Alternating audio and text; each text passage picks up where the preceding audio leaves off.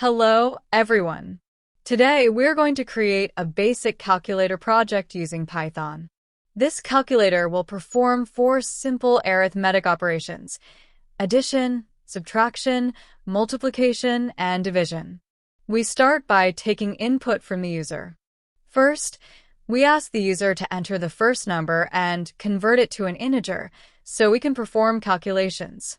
Then, we ask the user to enter the operation sign, such as plus, plus symbol, minus, minus symbol, multiply, asterisk, or divide, /. After that, we ask for the second number, which is also converted to an integer. Next comes the logic part.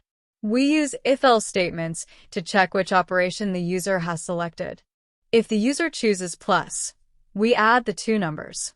If the sign is minus, we subtract the second number from the first. If it's multiply, we multiply both numbers.